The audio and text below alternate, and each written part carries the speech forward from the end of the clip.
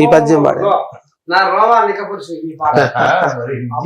విద్య ఉంది. నువ్వు చిన్న సన్నపిల్లగాని ఏం కావు. అదంతా మీ ఆశీర్వాదం. వీడే మన వారసుడు అనే సినిమాలో మరి హీరోగా తండ్రి పాత్ర పోషించింది. ఎట్టేట అనిపించింది మరి ఇప్పుడు ఉప్పు రమేష్ తోటి తండ్రి పాత్రలో నువ్వు ఇద్దరికి కలిసిందా, బంధం కలిసిందా, పంచాయతీ పెట్టుకుంటుందా? ఏమి లేదు, పంచాయతీ లేదు. అంతేనా? పంచాయతీ ఉండి ఇక్కడికి ఎందుకు వస్తాం? అయితే నాకు అని నేను చాలా 150 సినిమాల్లో చేశాను నర్సయ్య తాత.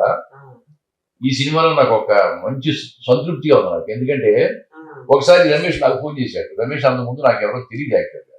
ఫోన్ చేసి సార్ నేను ఒక సినిమా తీయాలనుకుంటున్నాను, హీరో ఫాదర్ క్యారెక్టర్ మీకు అనుకుంటున్నాను, ఎందుకంటే రాజాన్లో మీరు చేశారు కదా వకీల్ సాబ్ అని, మీరైతే ఆ క్యారెక్టర్ బాగా కరెక్ట్ గా సరిపోతారు, అందువల్ల మిమ్మల్ని నేను దానికి ఆ వేషం మీకు ఇవ్వాలనుకుంటున్నాను, మరి నేను వచ్చి మీకు కథ చెప్పాలి, ఎప్పుడు రమ్మంటారు అన్నాడు. 4 o'clock రావయ్యా, ఈవినింగ్ 4 o'clock రమ్మన్నా. కరెక్ట్గా 4 o'clock వచ్చాడు. వచ్చి కథ చెప్పడం మానేసి ముందు పాటలు వినిపించాడు. సినిమాల పాటలు అద్భుతంగా ఉంది. సినిమాల పాట మామూలుగా లేదు అసలు. సంగీతం బాగా, మ్యూజిక్ డైరెక్టర్ చాలా బాగా చేశాడు. దాని తర్వాత చాలా బాగున్నాయా పాటలు, చాలా బాగున్నాయా అని చెప్పాను. తర్వాత కథ చెప్పుకొచ్చాడు. 4 గంటలకు వచ్చినప్పుడు 7:30 8 గంటలకు నాకు కూర్చుని నేను కథ చెప్పుకొచ్చి మొత్తానికి మీరు చేయాలి అంటే సరే ఓకే తప్పకుండా చేద్దామయ్యా, ఎందుకంటే నాకు తండ్రి క్యారెక్టర్ వేయాలి, నేను హైట్ ఉంటాను కాబట్టి మీరు హైట్ సరిపోతారు, బాగా క్యారెక్టర్ ఫిట్నెస్ బాగుంటుందని చెప్పేసి ఓకే అన్నాడు. సరే ఇక ఏదో మిగతా మాట్లాడాలిగా, విషయం మాట్లాడాలిగా, ఈ తర్వాత మీరు నాకు క్యారెక్టర్ వేస్తారు కాబట్టి ఇక నుంచి మిమ్మల్ని డాడీ డాడీ అంటున్నారు. సరే అనవయ్యా అన్నాను. ఇక డాడీ అంతా డబ్బులు ఎవడుతో తీసుకొచ్చి పోయా అని చెప్పాను. ఆ విధంగా ఆ విషయంలో చాలా గట్టాడు మనడు. చాలా జాగ్రత్తగా మెయింటైన్ చేసుకుని ఓకే చేసుకుని వెళ్ళిపోయాడు. అడ్వాన్స్ కూడా ఇచ్చేయలేడు. అడ్వాన్స్ నాకు డేట్ పెట్టబోయా అన్న. ఖచ్చితంగా చేస్తానన్న పని ఖచ్చితంగా చేస్తాడు అతను. అంతే అతని దగ్గర ఉన్నదంటే ఈ పని చెయ్యాలి అంటే ఖచ్చితంగా చేస్తాడు. అందరికీ ఎవరికైతే మాట్లాడుకున్నాడో, ఎంత తక్కువ ఎక్కువ మాట్లాడుకున్నారో అనుకున్న ప్రకారం ఖచ్చితంగా అనుకుంటే ఇచ్చేశాడు. అది గొప్ప. ఎందుకంటే చాలా సినిమాలు, నేను చాలా చిన్న సినిమాలు చేశాను. కొన్ని సినిమాలు మధ్యలో ఆగిపోతా ఉంటాయి, కొంతమంది లేట్ చేస్తా ఉంటారు. అది లేదు. శనివారం వచ్చిందంటే ఈ మేస్త్రి కదా, తాపీ మేస్త్రి కదా, శనివారం అడుగు కూలీలు పంచి పెడతారే, వీళ్ళు ఇస్తారు కదా, ఆ విధంగా అన్నం కూర్చోబెట్టి డబ్బులు క్లీన్ చేసేవాడు. అది అది అంతేనే. సిటీలో 20 రోజులు చేశాడు.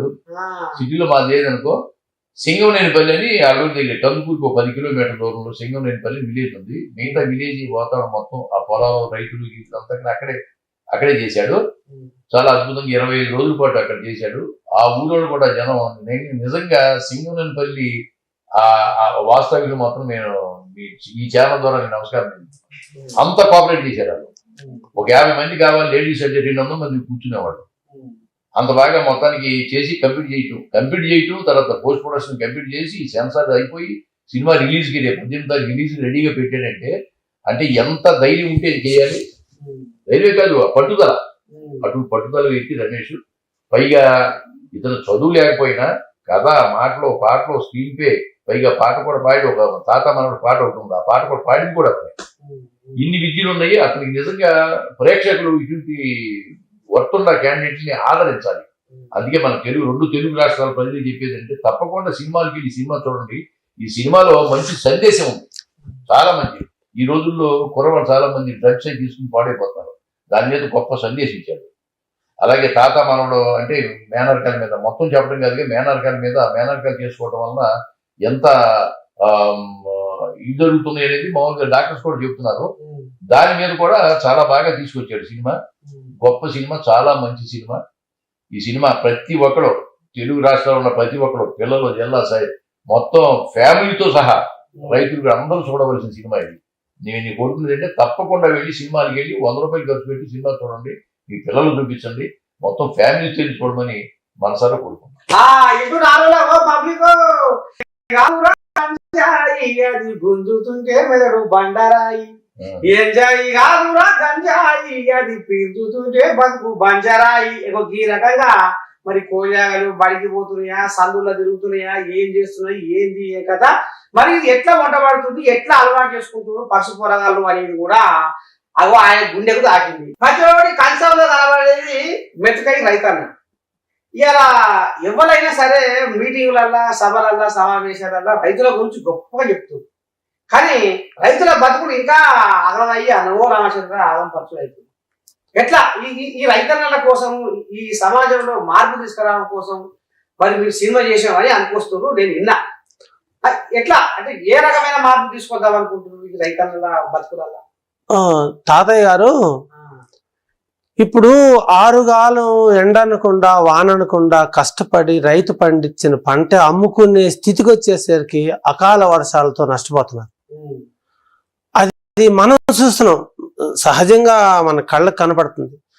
కానీ వీళ్ళు కొంతమంది ఇప్పుడు బాగా చదువుకున్న వాళ్ళు సాఫ్ట్వేర్ ఇంజనీర్లు కావచ్చు, లేకపోతే ఇంకా పెద్ద ఆఫీసర్లు కావచ్చు, మంచిగా ఆఫీసులలో కూర్చొని ఏసీల కింద కూర్చొని ఆ రైతుల్ని చిన్నచూపు చూడటం, వాళ్ళు పండించింది మనం తింటున్నా కూడా వాళ్ళు కొంచెం ఇదిగా ఉంటారు. కానీ నేను అనేది ఏంటంటే రైతులు నష్టపోతున్నారు, వాళ్ళని ప్రభుత్వాలు ఆదుకోవాలనేది నా కోరిక. ఎందుకంటే సరే ఆదుకుంటున్నారు, కాకపోతే కొద్దో గొప్ప, అంతేగాని అందరికీ కూడా కొంచెం అందట్లేదు. ఇంకోటి నర్సీదాత, ఇప్పుడు ఈ రోజుల్లో ఇక్కడ సాఫ్ట్వేర్ ఇంజనీర్ చాలా మంది చేస్తారు. వీళ్ళు ఎక్కడి నుంచి వచ్చారు? విలేజ్ నుంచేగా. ఆల్మోస్ట్ ఇప్పుడు సిటీలో ఉన్న వాళ్ళు, సిటీలో ఉద్యోగం చేసేవాళ్ళు ప్రతి వాళ్ళు కూడా 90% రైతు ఫ్యామిలీ నుంచి వచ్చింది.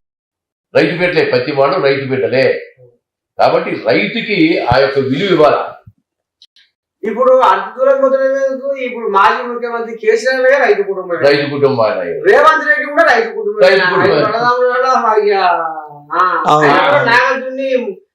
పొలం దున్నాడు, చంద్రబాబు నాయుడు గారు రైతు ఫ్యామిలీ. ప్రతి వాళ్ళు రైతు ఫ్యామిలీ ఇచ్చిన వాళ్ళే 100కి 90 మంది.